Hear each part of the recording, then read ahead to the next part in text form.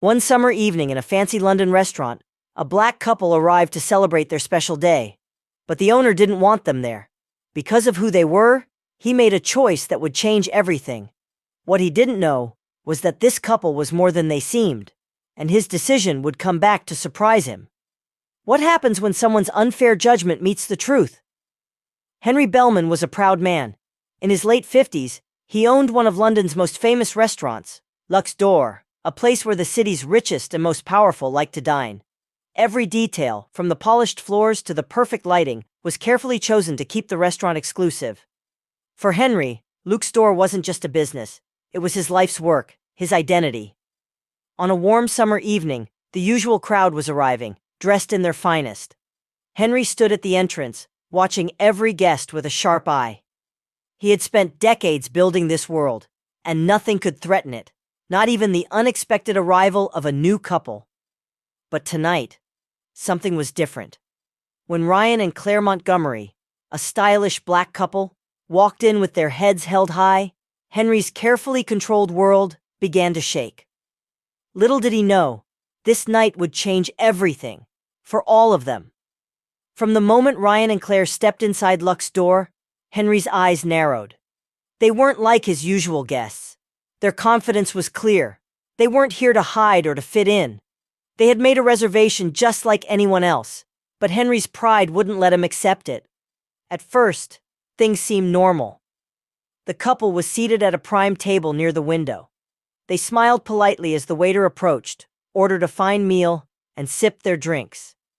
But Henry's irritation simmered just below the surface. Behind the scenes, staff whispered.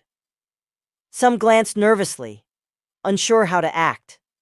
The air thickened with unspoken judgment. Then Henry made his move. Striding over with forced politeness, he reminded Ryan and Claire about the atmosphere Lux d'Or expected. His words were smooth, but laced with a cold condescension. He hinted that maybe this wasn't the place for them. Ryan and Claire listened calmly.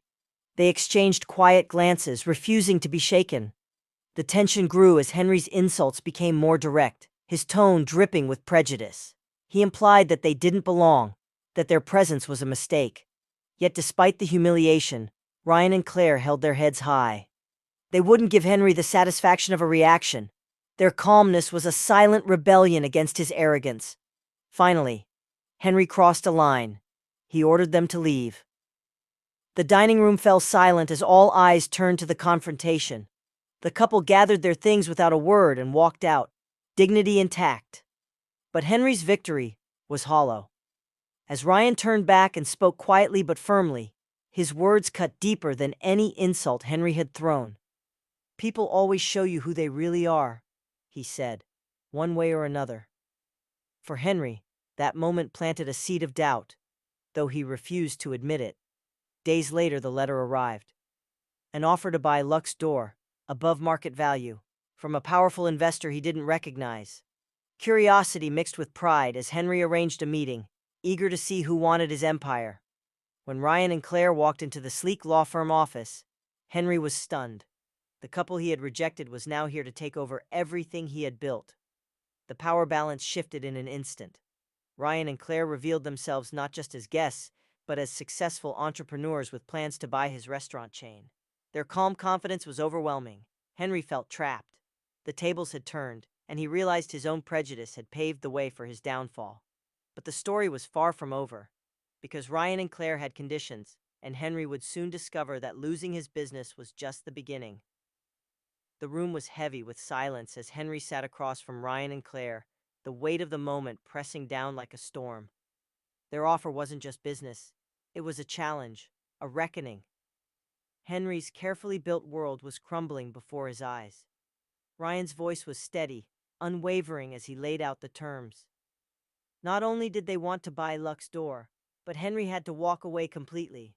No involvement, no public presence, no competing business. It was more than a deal.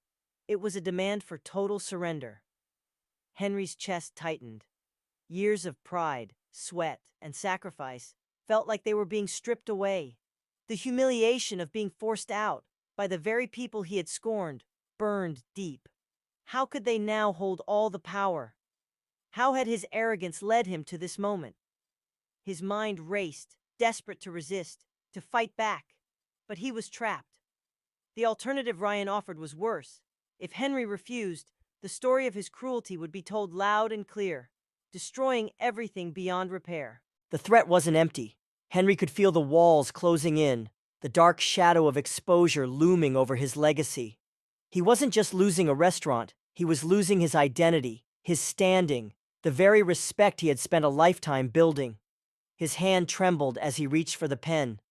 The contract lay before him, final and unforgiving. Signing meant surrendering everything. Refusing meant ruin.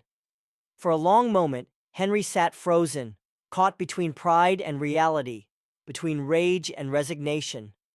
Then, with a heavy breath, he signed. The sound of the pen scratching the paper echoed like a verdict. As Ryan extended his hand once more, a cold calm settled over the room. Henry knew this was the end of an era, but little did he realize, this was only the beginning of a far greater fall, a fall born not just of business, but of the prejudices he refused to face. In the days that followed, Henry's world unraveled. The restaurant he had built with pride was no longer his. The offer he once thought was a lifeline felt like a sentence. He was left not just with money, but with the bitter taste of loss. Loss of reputation, respect, and the identity he had clung to for so long. News of his harsh treatment of Ryan and Claire spread quickly, sparking outrage. The city's elite distanced themselves, investors pulled back, and his other businesses faltered. What had once been a symbol of success became a cautionary tale of arrogance and prejudice. Meanwhile, under Ryan and Claire's leadership, Luke's door transformed. The exclusive walls Henry had guarded so fiercely came down. The restaurant welcomed people of every background, becoming a place of warmth, respect, and unity. Its new success wasn't built on exclusion, but on dignity and fairness. Henry's story is not just about a man losing a business. It's a powerful reminder that racism and arrogance, no matter how deeply entrenched, eventually collapse under their own weight. It shows that true strength comes not from power or status, but from how we treat each other. So, what happens when prejudice goes unchecked? When those in power believe they are above others? Henry learned the hard way that no legacy can survive cruelty and discrimination. This story leaves us with a question to carry forward. How will we choose to treat others in our own lives? Will we build walls or break them down? Will we stand for fairness or turn a blind eye? The real power lies in respect, kindness, and inclusion, because that is the legacy worth leaving.